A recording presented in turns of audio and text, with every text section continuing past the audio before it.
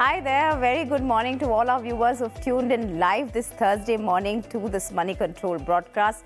You're watching Newspresso with me, Stacy Pereira, and as the drill goes, in the next few minutes, we're going to be giving you a lowdown of all the top stories from across the globe, whether that US CPI number is really something that the Fed could consider now is what is on everyone's mind, especially all across markets. That's going to be something that's going to be questioned, and also the latest trends that are doing the rounds that will give you an edge and keep you informed ahead of the others. So let's get straight to it and bring you all that we're getting from our global dispatch. But it seems like it was a mixed trade on Wall Street, where the 30 stock Dow Jones stumbled for the second consecutive day, dropping by 0.2%, dragged down mostly by 3M. Now, the Nasdaq Composite 2 closed higher by nearly 0.3%, whereas the S&P 500 added just about 0.1%. Though the futures tied to these indices now are oscillating near that flat line. Investors are digesting that hotter than expected CPI data that trickled in yesterday that showed that headline inflation increased to about 3.7% versus the 3.5% that was forecasted. In fact, core CPI, which excludes food and energy, gained by about 0.3% from the prior month and about 4.3% from a year ago. The August CPI reading isn't expected to change what the Federal Reserve's course of policy will really be on September 19th.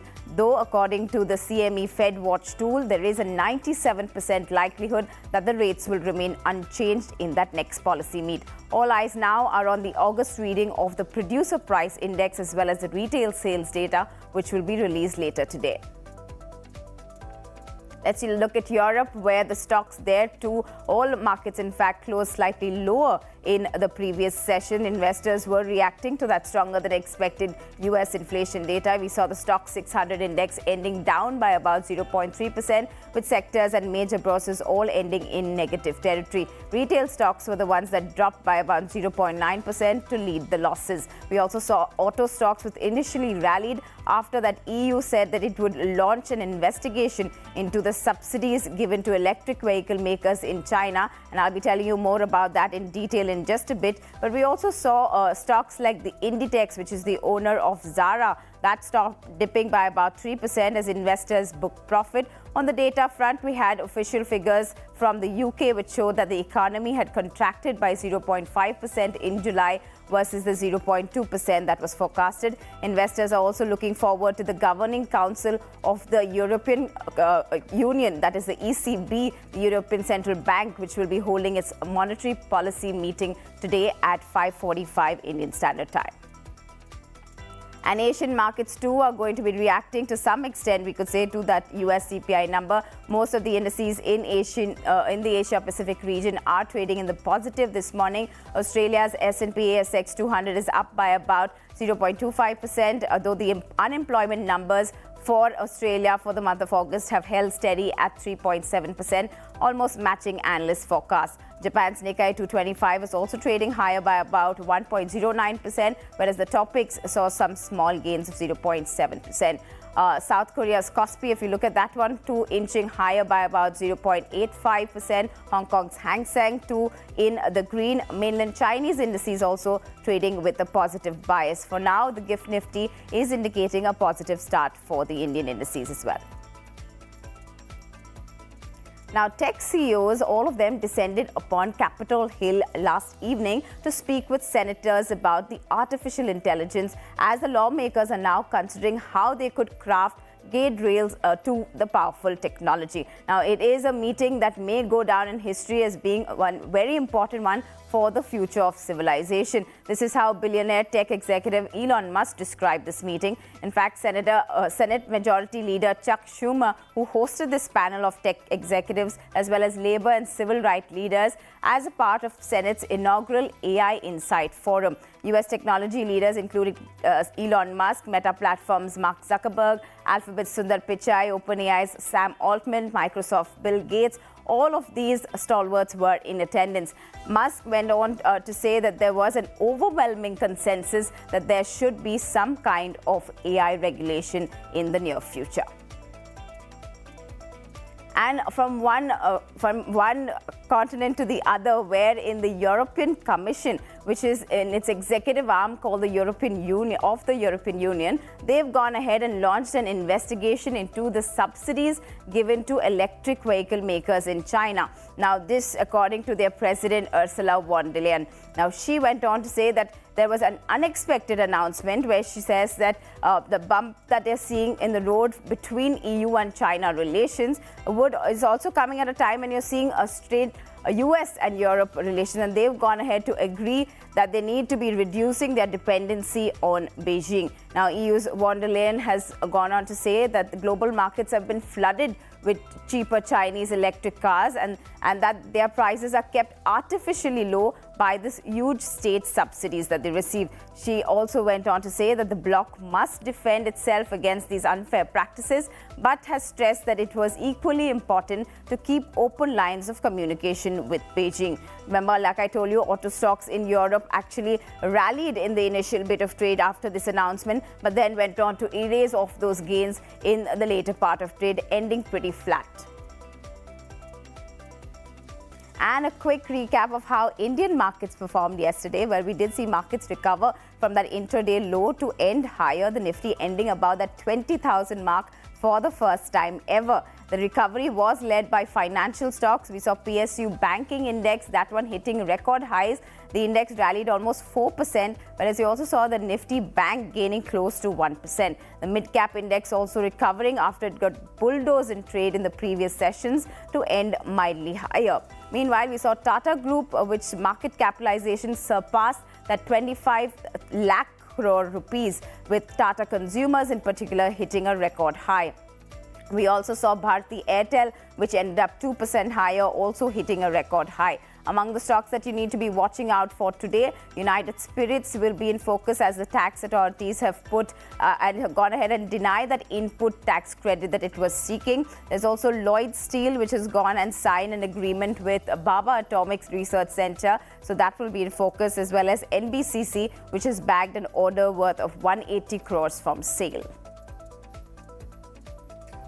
And as we're talking about markets, one of the stocks that were abuzz in trade yesterday was that of Coffee Day, or Coffee Day as we know it, which hit the 20% upper circuit. Now, this happened mainly on the back of the Chennai NCLAT terminating the insolvency proceedings against the company. Now, Coffee Day Global as well as IndusInd Bank went on to tell the Chennai bench that they have reached a settlement and that the two parties have withdrawn that insolvency litigation. NCLAT took their submissions on record and set aside the order admitting Coffee Day Global to its insolvency. It was back on July 20th that the bank had moved a petition alleging that Coffee Day had to be admitted to insolvency after it defaulted on a 94 crore loan. The matter is likely to come up next for hearing on September 25th.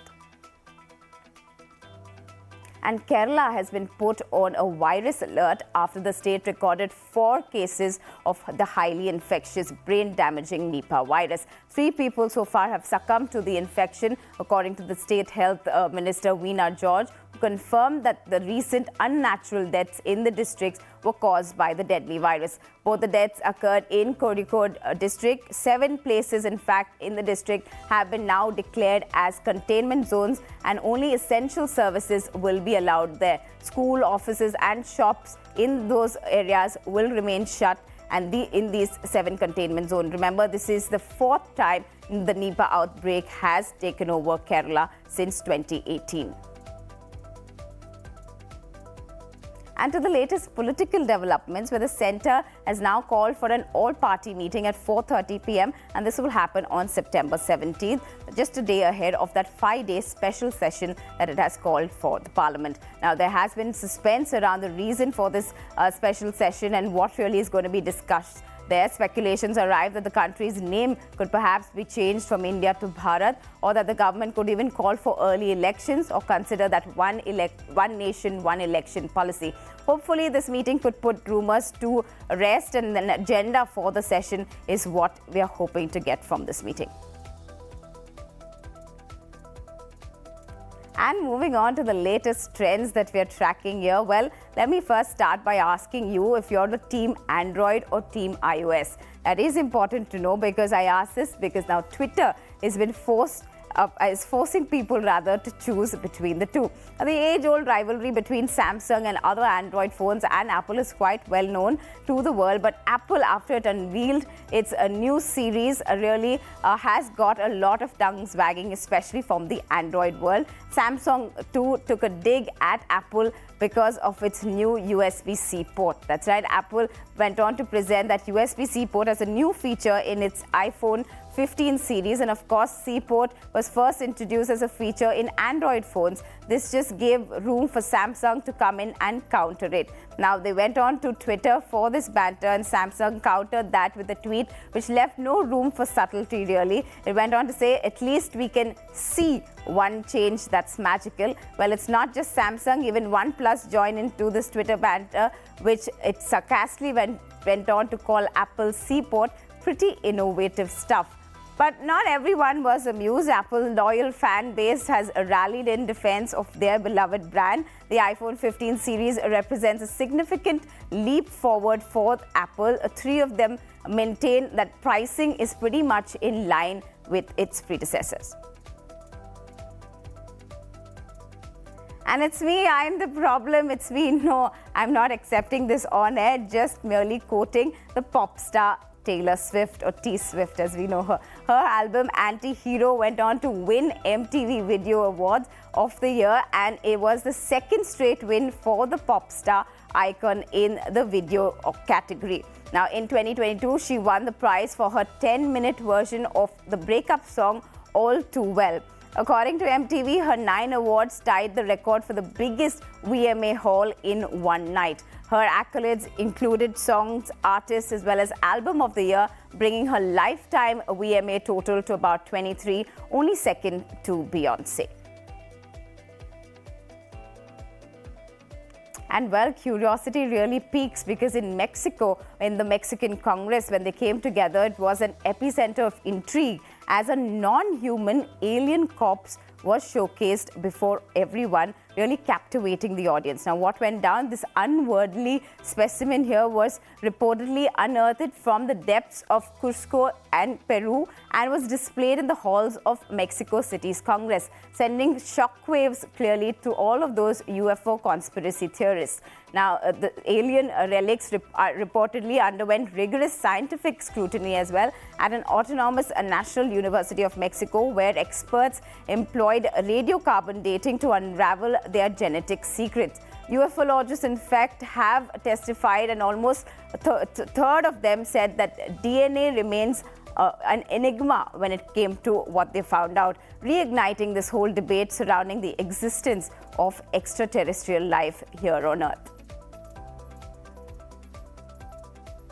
Well, let's also tell you all that you need to be looking forward to today. Well, we do have Prime Minister Narendra Modi, who will be launching projects more than about 50,000 crore rupees. This in Madhya Pradesh and Chhattisgarh. Remember, these states are going to poll, so we are seeing the Prime Minister there, and also going to be laying foundation stones to quite a few of those projects there. We also have, like I mentioned before, the European Central Bank, which will be putting out its monetary policy decision today. That will happen in Frankfurt, and we'll also have Christine Lagarde, who's the chief of the ECB, speaking at around 6:15 Indian Standard Time. So we have to look out for those counters to really understand what we're going to see from the global front. But back home, we also have a Tata, which will be launching the Nexon EV today. This is an uplifted version that we're going to see of the new Nexon EV. That will happen around 12 p.m. noon today. So that's all we have for you in this edition of Newspresso. Hope it was useful and informative